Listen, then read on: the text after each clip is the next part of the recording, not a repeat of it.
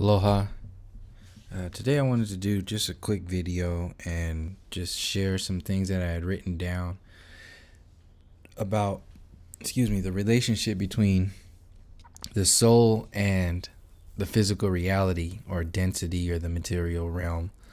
I just been thinking about it a lot more recently, and after the discussion with Brother Sanchez, I wanted to expand upon that and go into what it could possibly mean, like kind of refine my perspective on what the soul's relationship with the physical reality is, and the perspective that we are seeing, what the perspective that we are experiencing from. One thing that I did mention in the previous video was the relationship that we have right now on the mainstream relationship, the way it's designed to separate us from nature and separate us from the soul, is to visualize your experience from the outside in, from the external to the inside. So everything is about the physical reality. Everything is about your emotional body, the way the world responds to you, as opposed to you responding to the world. So it's flipping it from, instead of visualizing the experience from the experience to the experiencer, we are seeing what I see a more healthy way to experience the reality is to see it from the experiencer experiencing this reality from the inside out.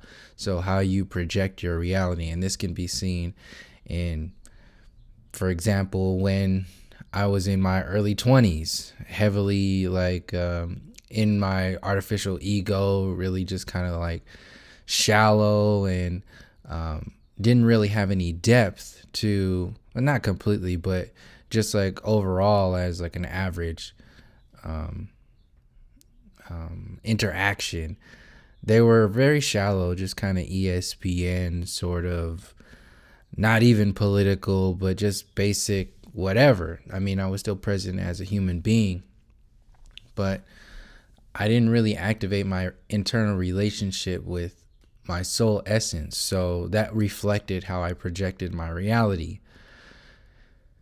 This kind of mentality and vibration is being amplified and kept at the normal process by the mainstream religions, the university system, the scientism community, the shallow politics, the shallow relationships, the pop culture, the Hollywood industry. All of this is designed to maintain a vibration that has nothing to do with, ultimately, nothing to do with the soul. It has everything to do with separating you from whatever that relationship is, from the individual relationship to this experience, to the collective relationship to this experience.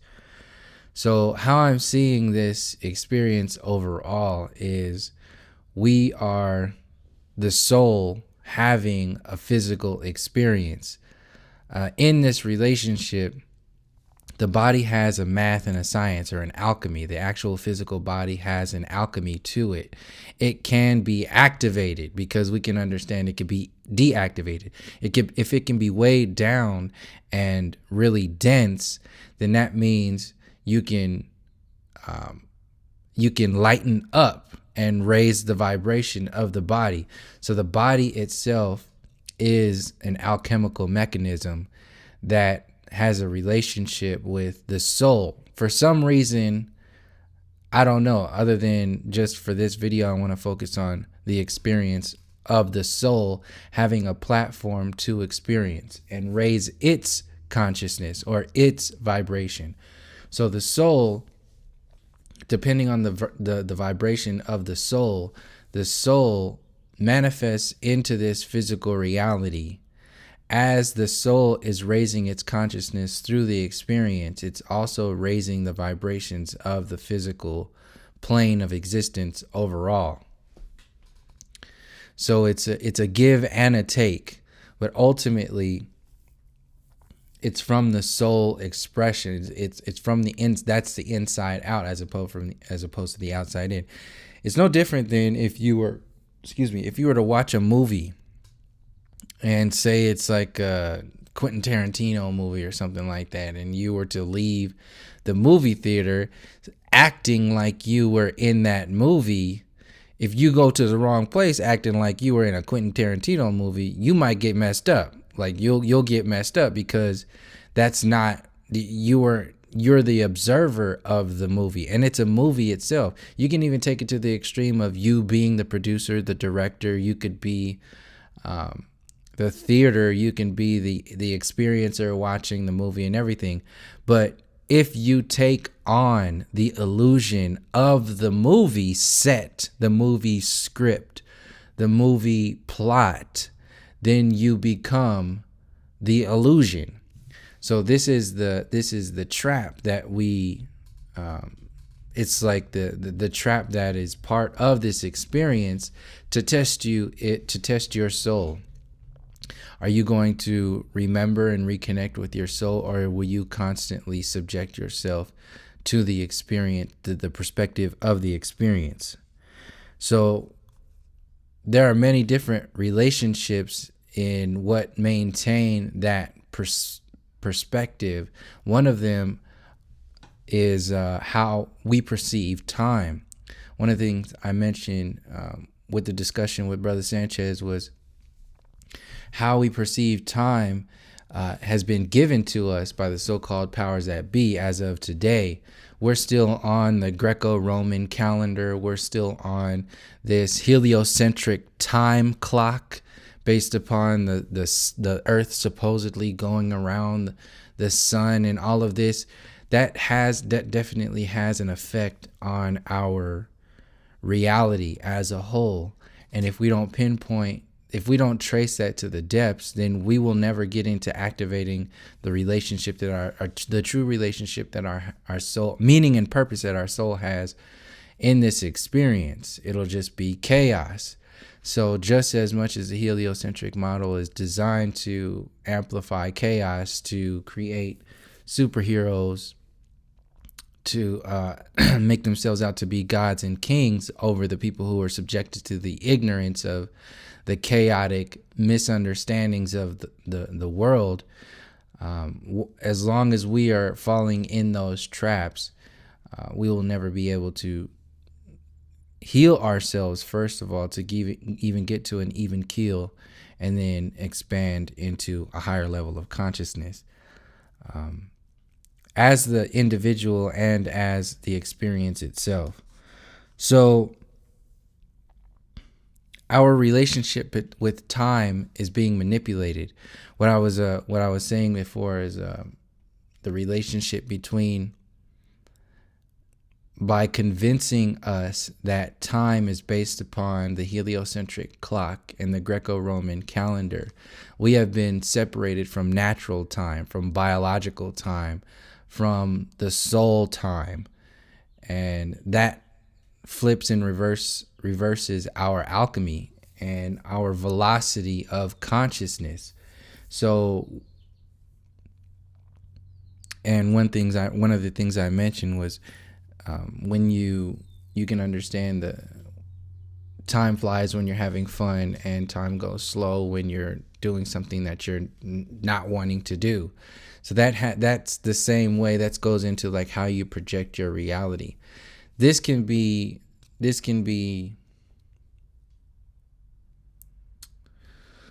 visualized again by interpreting how the relationship that your consciousness has with time in the dream space. When you're crossing distance, time really is irrelevant in a dream. In fact, it's more fluid. And how I'm interpreting that is because there is no time ultimately. And when you're in your dream space, you're at your highest vibration, the highest vibration of who you are, because you are still you in your dream space. So when you interpret the experience by visualizing what's happening in your subconscious dream space, then that's how the worlds can flip and reverse and shift so quickly, is because you are outside of the limitations of stuff like the Greco-Roman time and heliocentric time manipulation. So my questions are, if that affects our dreams and how we can manipulate and be within our dreams, how can we adjust our relation? What would happen if we were to adjust our relationship with time in the conscious reality? So the conscious being the linear and the subconscious being the nonlinear, the infinite. Both of them are out of balance. We are separated from our dreams, and we are completely in a backwards, upside down perspective of the conscious linear reality. So what will happen if we will start to activate this? And what does it all really mean? So coming from the space of the inside out, through each experience, through each moment, you're learning something. Through each person that you meet, you're learning something. So each life can be seen as a learning experience. You can shrink the time down to each thought is a learning experience. And in the discussion, we were talking about each outside of the perspective of how we perceive time today. The blink of an eye could be a life and a death, because who's to say what is what? We box ourselves into this idea of what time is based upon the perspective, the outside in perspective of the idea of the mortal soul, the mortal body, your mortality. So when we flip the script and come from the perspective of the soul, we realize that time is just another part or another perspective of the experience that really has a math to it. There's something to it that has nothing to do with what the Greco-Romans told us and about, time and the calendar and the heliocentric model. It has a deeper connection with the relationship between consciousness, the physical reality, and the non-physical reality. Something's going on there that we've been separated from. So what I'm seeing is that the soul, once we anchor ourselves in the soul perspective, realizing that this physical reality is just an experience. So like I said about the movie thing, you don't want to adjust the frequency of your soul to match a lower frequency of the dense physical reality. The law of vibration or law of frequency is that the lower frequencies will always adjust to the higher frequencies. So what happens when you, as the soul, a high frequency, tries to adjust your frequency, your high frequency soul, to a low frequency, dense physical reality vibration? That's where chaos sets in, and that's where the experience can work against you, and that's how you can be trapped in this dull, pretty much dead reality, because you yourself, as the consciousness, as the soul, cancel yourself out. Because you don't know what yourself is. You don't know what your soul is. You have convinced yourself of one version of reality.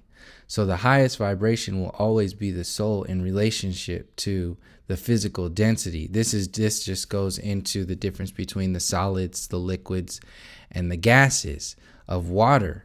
They're not confined. A gas is not part of the form. But a solid and a rigid solid state can be seen as like the physical reality. The liquid state can be seen as like the mind, and the gaseous state can be seen as like the soul.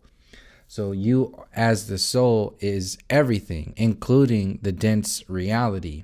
But for the sake of experience and raising every level of consciousness, including the physical reality, the soul has chosen to go down to manifest into the highest possible experience it can from the lowest common denominator, which is the body. So the human experience.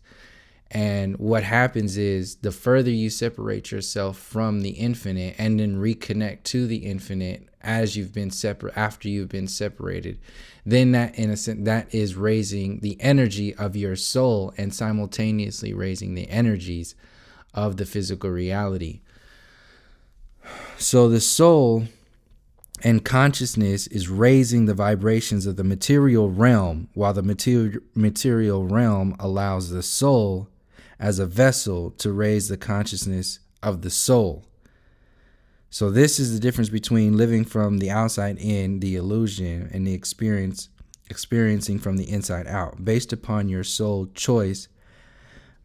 Based upon your soul choice, balance, and vibration, like the various constructs of your soul will choose a particular race, culture, experience, or whatever that makes up the you that you are from the physical reality perspective, based upon the balances of the physical reality and the soul experience that you have chosen, and whatever is needed. This is how I perceive the earth plane experience, and how the diversity is really based upon the soul perspective and us choosing a balance before we're even born here. So the alignments, the energetic alignments of the ancestral stars, the sun and the moon and everything, when we are born into this reality, the timing is chosen by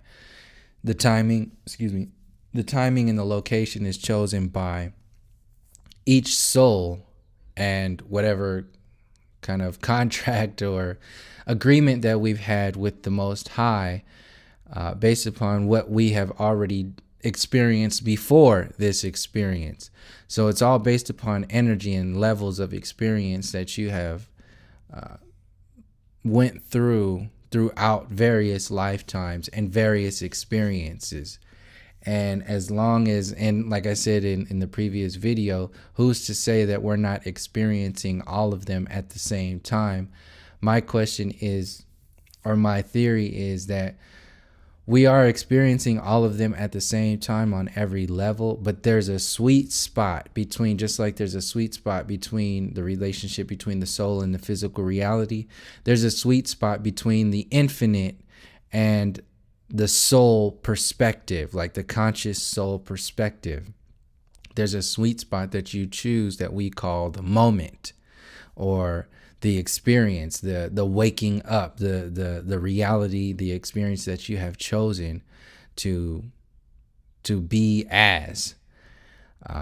That could be shrunk down to the perspective of the body itself, or the body mind, the soul, mind, body experience as a whole.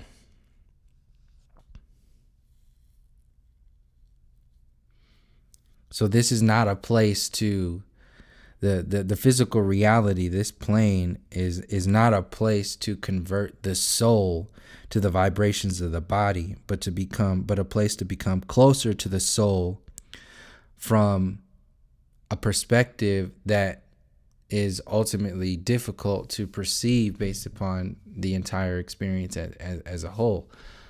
It's difficult to really, I don't really want to say it's difficult to experience the soul, because it's only difficult now because we have been separated for so long. We've had time to where we were connected in very understanding and overstanding of the relationship that the soul has to the body. But that was at a different time frame. We're at a different time frame now, to where, or a different vibration, to where whatever it is that we're doing has a meaning and a purpose. So density being the lowest form, the rigid, the fixed shape, the fixed volume, the lowest form of energy that can still house the highest form of energy, which is the soul, is, like I was saying before, is the relationship. In order to have an experience, you have to have a plane of existence to have an experience. So the infinite marries the finite in order to have an experience. And once that experience has met its chosen vibration, both between the physical and the soul, then that's what I'm understanding as what we experience as death, or westing, your sun set. So you sunrise at a particular time frame, set yourself up, set your life up based upon the stars. Go through your life. You can get thrown off your track and off your path, and it'll adjust your time, your relationship with time as a whole, your relationship with your soul time. It'll adjust your entire experience as a whole, and it will adjust your sunset, your time for sunset. And each time you go through an experience, it could just be the same thing from a different vibration. I don't know. But this is how I'm perceiving what the relationship is between the physical reality and the soul, and how worshiping the physical reality and demonizing the soul with all kinds of different perspectives is really just another way to create chaos in the individual and the collective as a whole, and allow a space for energies or entities to benefit from the haves and have-nots program, the divide and conquer program, from the lack of connection, the lack of activating that energy. So that's pretty much what I wanted to share with this video. Just keep it short and just go into like the fluidity of the mind, the infinite space of the soul, and the experience, the experiential vessel of the solid state physical reality or body. And in reference to the last video that I just did with the flat earth physics, the physics of the flat earth can be just like another example of the as above, so below. You can perceive that reality as, or that setup of the equator, the ice ring, and the Arctic Circle. The energies that are coming off of that can be seen just like the energy centers. And each breath can be seen as like the tides that go in and out, or what they're saying, the moon's relationship with the tides is not really as simple as that. But how I'm seeing it is the breath and the heartbeat as the moon and the sun. So these are the in and out kind of frequencies of that are a part of the human experience, the breath and the heartbeat. So the sun and the moon, or the moon and the sun, or your subtle bodies of your root chakra, your sacral chakra, and your solar plexus, and the bridge between the center, or your sun relationship with the heart, the solar plexus and the heart, is like pretty much the equator. So your equator, or your magnetic flux ring, could be seen as the heart chakra, and your higher realms are the entire experience itself, the energies throughout the entire experience, what you do with that energy. I'll go into that further as the information sets in from seeing how that relates. But that's how I'm really seeing the as above, so below perspective of the human relationship to the sun, the moon, the earth itself, and how all of this is being pieced together. And yeah, that's pretty much it. So thank you for joining me. And until next time, from all my relations, peace, love, and harmony.